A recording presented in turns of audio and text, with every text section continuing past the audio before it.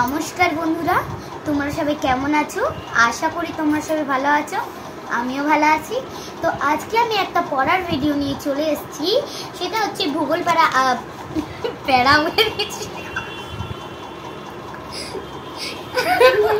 তো আজকে আমি একটা পড়ার ভিডিও নিয়ে চলে এসেছি। তো আমাকে আমার মা ভূগোল বই থেকে প্রশ্ন ধরবে, আমি উত্তর বলবো, আর আমি দেখি কটা পারি। তার আগে বন্ধুরা, তোমাদের যদি ভিডিওটা ভালো লাগে তাহলে লাইক কমেন্ট সাবস্ক্রাইব করে দেবে।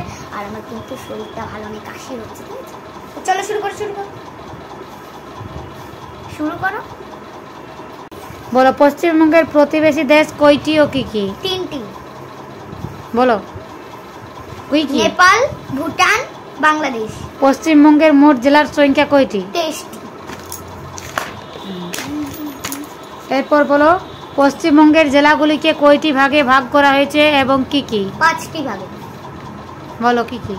1 প্রেসিডেন্সি বিভাগ, 2 মালদহ বিভাগ, 3 মেদিনীপুর বিভাগ, 4 জলপাইগুড়ি বিভাগ, আর 5 হচ্ছে মালদহ বিভাগ।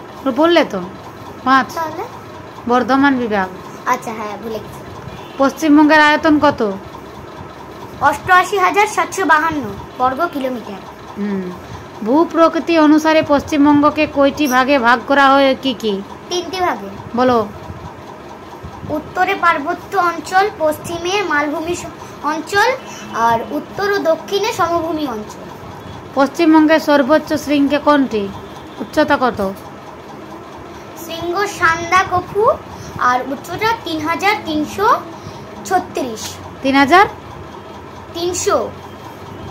3,300 নয়। তাহলে বলো। 3,000। হ্যাঁ। 3,636। 3,636। পশ্চিমবঙ্গের কয়েকটি উল্লেখযোগ্য পাহাড়ের নাম লেখো। শুশুনিয়া পাহাড়, বিহারীনাথ পাহাড়, আবার মামা ভাগ্নে পাহাড়, অযোধ্যা, বাঘমুন্ডি। এরপর বলো, উৎস অনুযায়ী পশ্চিমবঙ্গের নদ নদীকে কয় ভাগে ভাগ করা হয় এবং কি কি? উৎস অনুসারে 3টি ভাগে। 1 বরফ গলা জলে পুষ্ট নদী, 2 জোয়ার ভাটার জলে পুষ্ট নদী, আর 3 বর্ষার জলে পুষ্ট নদী। পশ্চিমবঙ্গের কয়েকটি নদ নদীর নাম লেখো। নদী।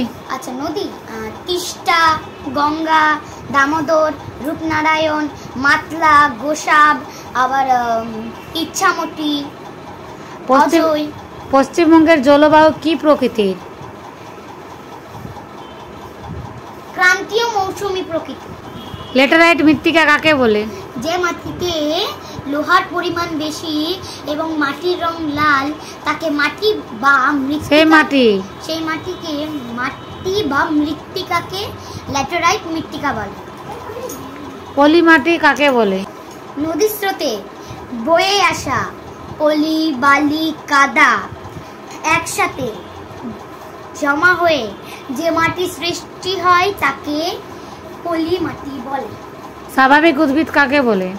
স্বাভাবিক উদ্ভিদ যে সমস্ত উদ্ভিদ নিজে থেকে জন্মায় আর নিজে থেকে বেড়ে ওঠে তাকে স্বাভাবিক উদ্ভিদ বলে। সেগুলিকে স্বাভাবিক উদ্ভিদ বলে।